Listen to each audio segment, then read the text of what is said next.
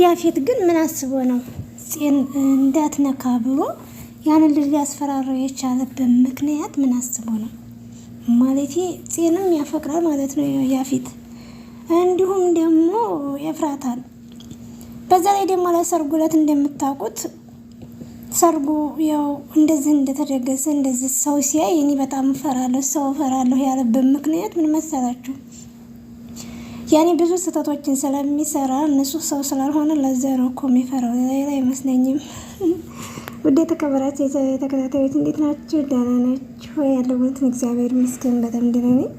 በመጀመሪያ እንግዲህ ያፌት እንደምታዩት ኤፍራታዬን ያው ለማንኛውም ቀለበት ባያደርግ እንኳን ያው ያገባት ያህል ነው አግብቷታል።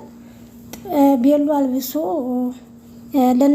ለእናቷ ለኤፍራታ እናት ራሱ ድረስ ጥሎሽ የጣለ ድረስ ሁሉን ነገር አሳክቶታል። ነገር ግን ቀለበት ሊያረግላት ሲል ነው የወደቀው እንጂ እኔ እንደራሴ ከሆነ እንደተሳካለን ነው የማስበው። ማለት የቀለበቱ ፕሮግራም ለሷ እጇ ላይ ለማድረግ ሲል ነው እንግዲህ ወደቀው።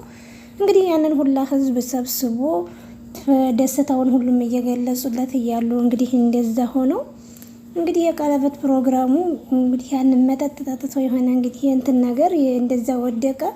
ከዛ እንግዲህ እሱ ተወደቀልኝ እንትና ያፌት ተወደቀ። እኔ አገባታለሁ የማለት መሰለኝ እንትና ማለት ነው ናታን እንግዲህ በፊት በቃ የሷ ውስጡ እየተናደደ እየተቃጠለ የሷን ደስታ ነው የምፈልገው እያለ ምንም አይነት ነገር እንትን ማለት አይችልም ነበር። እና እንግዲህ እንዳያችሁት ቤዛ አንዳንድ ነገሮችን ስትነግረውና እንዲሁም ደግሞ ቢኒ እንግዲህ ቢኒ ገኸዱና እባክህን ኤፍራታዬን ማጣት አልፈልግም ሲለው ተመስገን ጌታዬ ከተኛበት ተነሳ እያለ እሱም ራሱ ፈጣሪውን እያመሰገነ ነበረ። እንግዲህ እስከዛሬ እንደምታዩት ቢኒ ሁሉን ነገሮችን ኤፍራታ እንደማላቀቅ እቤት ድረስ እየሄደ ያፌት ጋር እየተጣላ ነበር። ነገር ግን ናታን ይሄን ነገር አይፈልግም ነበረ።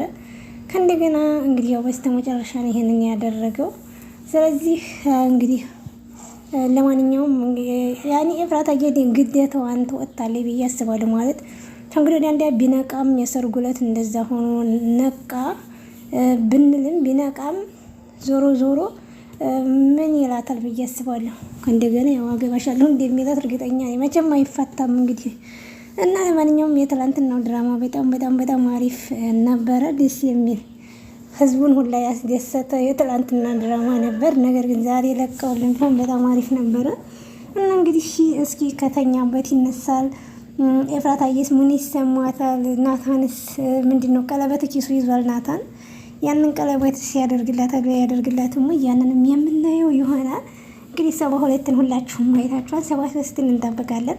ነገር ግን ኤፍራታዬ ይሄንን ነገር ማድረግ የለባትም ብዬ ነበር እኔ እንደራሴ የምወስነው ማለት ነው። ማለት ይሄንን ነገር ማድረግ የለባትም ስላችሁ አንድ ሰው ባሏ በጣም የሚወዳትና የምትወደውን ባሏን አንድ ሰው አስፈራርቷት በሆነ ምክንያት እሱን ባልሽን እስር ቤት ተመጨምርብሽ አንቺን አገባሻል አንቺን ማግባት አለብኝ ሲላት፣ አይ እሷ ደግሞ እንግዲህ እንትና ናታንን ለመጠየቅ ናታን ምንም የሚያስታውሰው ነገር የለም። በዛ ላይ ደግሞ መናገር አትፈልግም። ስለዚህ እንደዛ ሲላት ራሱ ናታን እርግጥ አያስታውስም ይሄን ነገር ጥያቄ መታ ራሱ ብትጠይቀው ማለት ነው።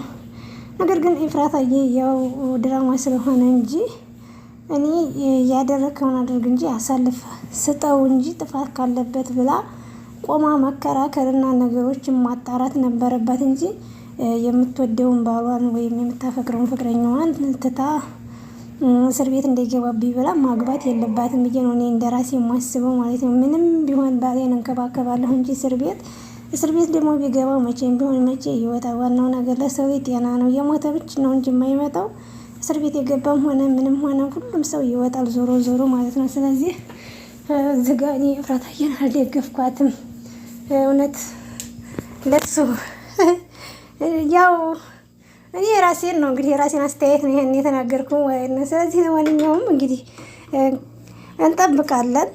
እንግዲህ ገንዬም እንግዲህ ደስታዋ እንደዛ ብትጎዳ ምንም ብትል እንግዲህ ኤፍራታዬን ማስደንገጥም ሆነ ምንም ማድረግ አልፈልግም ብላ እሷ ራሱ ሰርጉ ላይ ራሱ መሄድም አልፈለገች ነበረ። እንግዲህ ያፌት ደግሞ እንግዲህ ጽን ምን እንዳሰበ አናውቅም። ጽንም ራሱ መውሰዱም አልቀረ ማለት ነው። ስለዚህ ጽን ያፈቅራል ብዬ አስባለሁ። እና እንግዲህ 73 ዛሬ አልተለቀቀም፣ ነገ ይለቀቃል ብዬ አስባለሁኝ።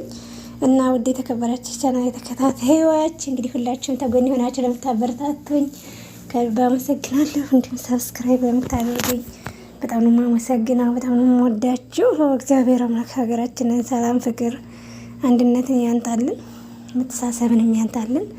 እና እንግዲህ በሌላ ቪዲዮ ደግሞ እስከምንገናኝ መልካሙን ጊዜ ተመኘሁላችሁ።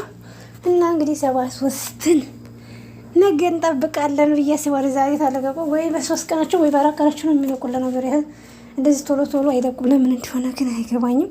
እርግጥ አንድ ድራማ አብሮ እነ ማን ነበሩ እነ ሄሮት ምናምን ያሉበት ድራማ አለ፣ አንድ ተለቋል በዛው ላይ።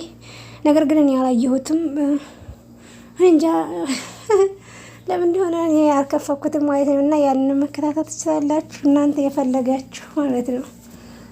እና ይመቻችሁ። ለማንኛውም ባይ ባይ።